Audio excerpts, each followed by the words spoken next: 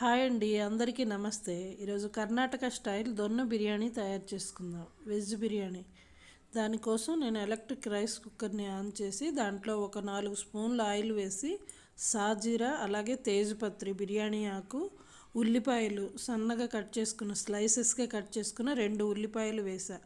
అది అలా వేగుతూ ఉండగా మిక్సీ జార్లో పచ్చిమిర్చి, అల్లం, వెల్లుల్లి, కొంచెం కొబ్బరి, పచ్చి కొబ్బరి, అలాగే హోల్ గరం మసాలా ఇందులోనే వేసేసుకుంటాం, పేస్ట్ చేసుకుంటాం.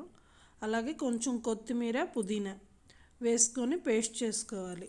ఇప్పుడు మనం వేగిన దాంట్లో ఉల్లిపాయల్లో వెజిటబుల్స్ అన్నీ వేసుకోవాలి. క్యారెట్, బీన్స్, క్యాప్సికము, పొటాటో అంతా వేసి వేయించుకోవాలి. అది వేగుతూ ఉండగా ఇప్పుడు మనం ముందుగా చేసుకున్న పేస్ట్ ఉంది కదా, ఆ పేస్ట్ని కూడా వేసి కొంచెం వేగనివ్వాలి. అది వేగిన తర్వాత నేను మిల్ మేకర్ని కూడా కొంచెం నానబెట్టి వేసుకున్న వేడి నీళ్ళలో. అలాగే బఠానీ, గ్రీన్ బఠానీ, ఒక టమాటా. అది కొంచెం వేగిన తర్వాత కొంచెం పెరుగు, రుచికి సరిపడినంత ఉప్పు వేసుకోవాలి. ఇప్పుడు బిర్యానీ గరం మసాలా కొంచెం యాడ్ చేసుకోవాలి.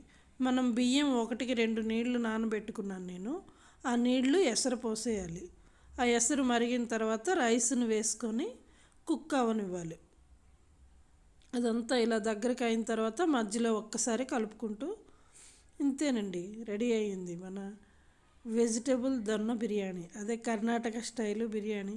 చాలా బాగుంటుందండి, తినడానికి సూపర్గా ఉంటుంది.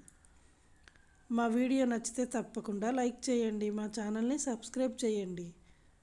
Thank you for watching.